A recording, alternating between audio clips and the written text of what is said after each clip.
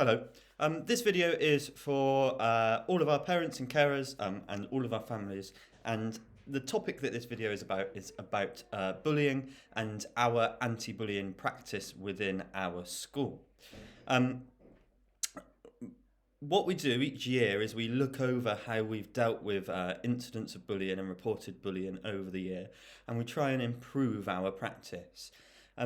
We work with a company called the Anti-Bullying Alliance, and we assess our practice through them, and we get graded for how we've been doing. And the last time we did that was a couple of years ago, and Cynthia Mayo and Ella Henschel were running it at that point, and we managed to achieve a silver accreditation, which was fantastic. But we're back to the start of that process again now. So hopefully you will have seen and you will have responded to the anti-bullying questionnaire that was sent out at the end of February in a newsletter.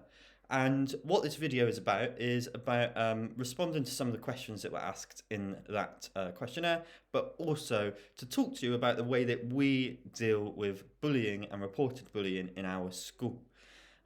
It's so that it's clearer for everybody, and it's also so we can make sure that we're all singing from the same hymn sheet and we're doing what you think we should be doing, and also you know how to report any bullying or any how your child is feeling to us in the right way.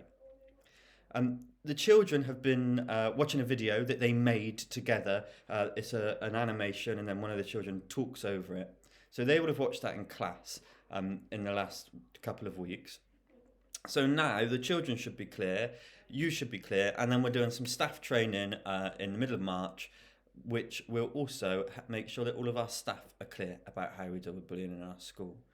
Bullying, sadly, is one of the things that happens in every school across the country, and it's really important that schools have got a really clear plan for how to deal with bullying, and we think that we have got that plan, so I would like to share that with you.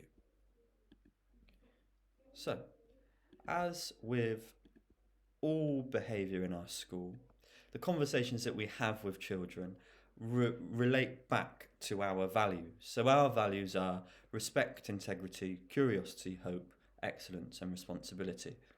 And when we're talking about behaviour, we talk about three of them in particular. We talk about respect, integrity and excellence. And we ask our children to show respect, show integrity and show excellence. And we talk about them so much in school that your children should be able to tell you what that means to them. So if you ask the children you look after, if you ask them what it means to show respect, they should be able to tell you. The same for integrity and excellence. Maybe you could do that off the back of this video to see how well they know them. We say to our children that they need to show respect by treating the other people as they want to be treated. So most of our conversations around bullying will relate to whether or not they've been shown respect. And what was really heartening for us was we looked into the Anti-Bullying Alliance's 10 key principles for bullying and for dealing with bullying. And number 9 was respect. So we felt that we were on the right lines. What I'm going to do is I'm going to explain very quickly these 10 key principles and how we make sure we're keeping to them in our school, and then I'm going to show you part of our anti-bullying policy. Our anti-bullying policy is on our website as well. So once you've watched the video, if you want to read in more detail, you can have a look on our website for the policy. So the 10 key principles, which have been written by the Anti-Bullying Alliance, are on the screen there. So the first 3, those are about making sure that there's a culture in school which starts to prevent bullying. So they're not responsive, they're about preventing bullying before it happens. So number 1 is the fact that we need to make sure we listen to all of our pupils, all of their concerns, and we listen to you, our families. We listen by having honest and open conversations. We listen by making sure that we're around as much as possible. And we listen by making sure that we respond to any emails that get sent in to us by you. But we also make sure we do a little bit more than just listen. So what we try and do is we try and recognise when a child might be telling us without telling us. So if a child starts to not want to come to school or is upset when they come in the morning, that could be a signifier that they're feeling bullied. It could be something else, but it could be that. We also make sure that if a child is finding it hard to go out at playtime, that's something that could signify it to us. If a child is finding it hard when they come in from playtime, that could be something that's signifying it. All of these things paint a picture for us. And what we try to make sure we do is we try to communicate well within our school, making sure that Cynthia Mayo, Owen Knowles, Zoe Napier and I are aware when things are happening for children. And then what we will do is we'll try and compile a picture to get a greater understanding of what's happening. And then, if we're a little bit worried, we will talk to you and we'll talk to the children to try and make sure that we understand what's happening for them. So that's about making sure we listen. We also make sure that we celebrate difference in the books that we read, in the lessons that we teach, in the assemblies that we make. All of those assemblies celebrate difference.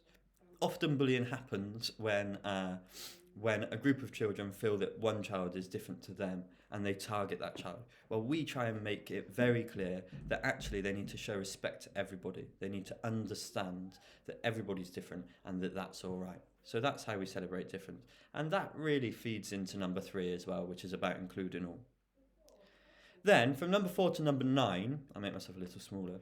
These ones are about what happens when bullying has happened. These are about what we do when we react to bullying. So first of all, it's really important that we have got lots of ways that bullying can be reported.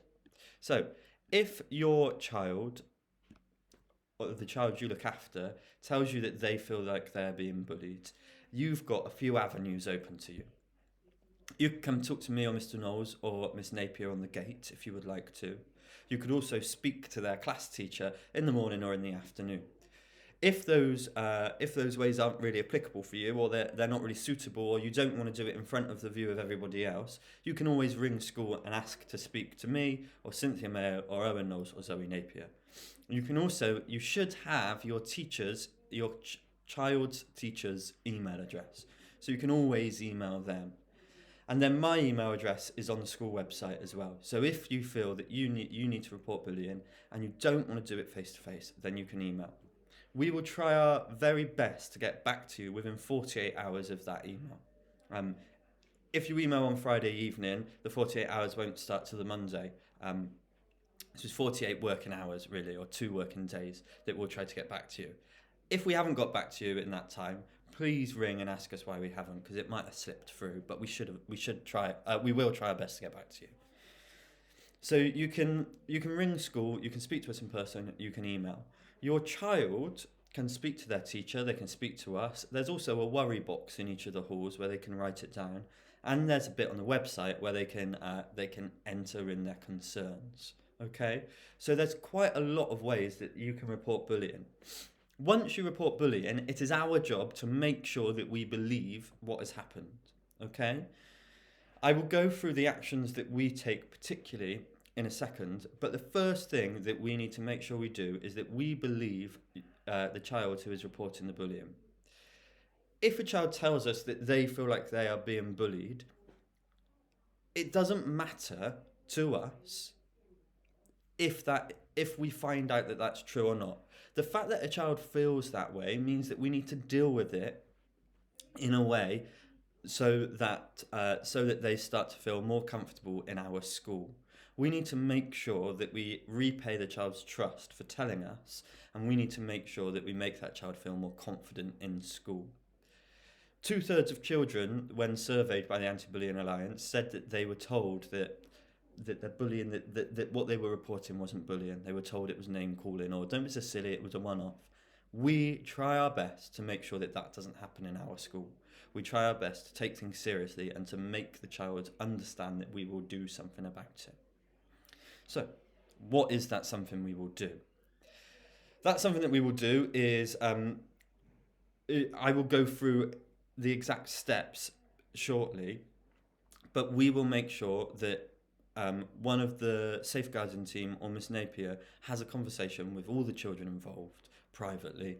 We will speak to the families of the children involved, and we will make sure that we're monitoring and that we're more present for those children. Usually what I do is I make sure I check in with them once or twice a day for about 2 or 3 weeks to make them feel more confident in school. And this has got a really good track record of making children feel like they are safe within our school.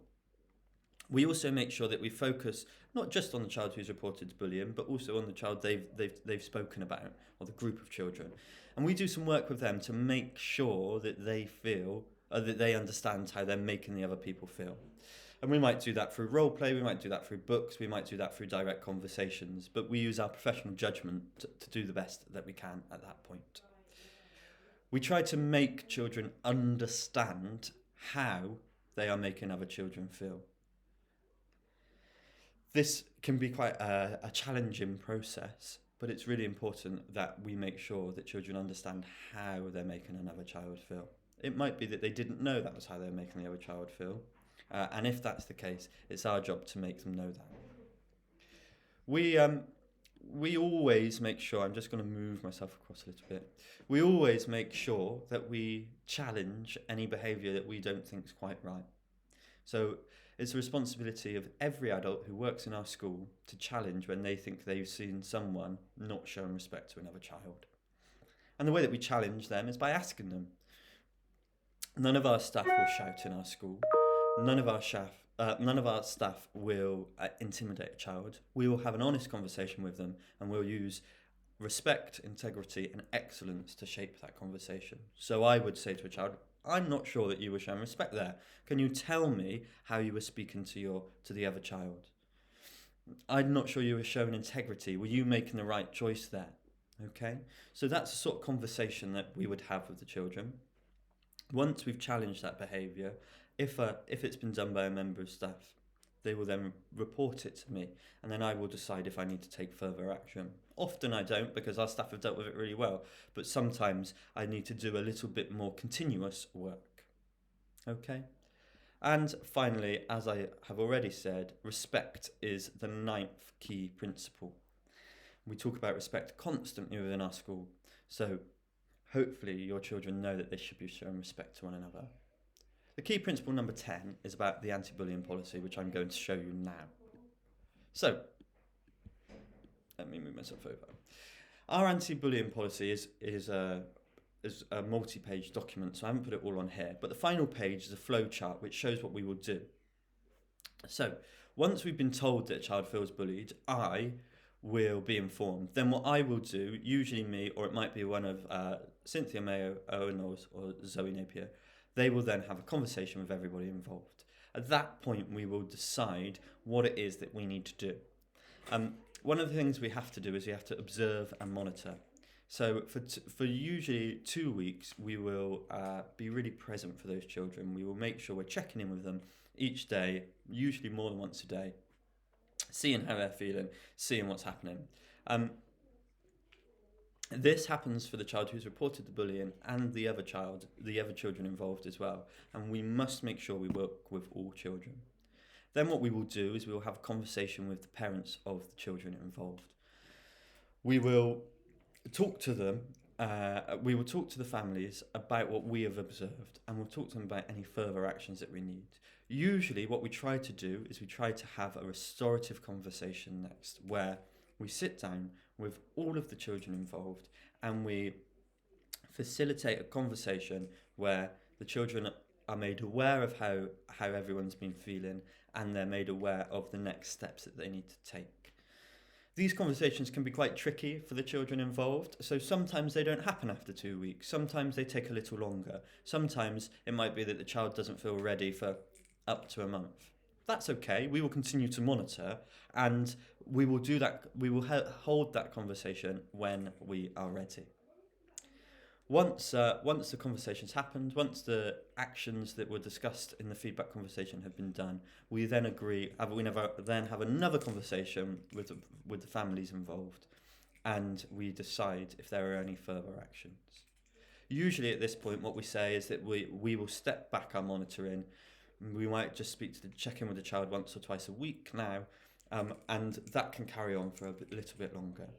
If things reoccur, then we go back through the process. And because we're more aware, sometimes we don't need to have that initial conversation. Sometimes we go straight to observing and monitoring again. But we will always tell the families of the children involved. So, I hope that's been a quick summary. I hope that's clarified some of the things that we do in school. What's really important for our parents and carers, what's really important for you to do is to speak to us. If you have any concerns about how your child is experienced in school, speak to the teacher, speak to me, speak to Owen Knowles, speak to Cynthia Mayo, and we will do something about it. If you've told us and we haven't spoken to you in a little while and you're a bit unsure of what we've been doing, just ask and we'll let you know, okay? The most important thing for us is that the communication is open and honest from us to you and from you to us. And, of course, that your child is happy in our school. Okay.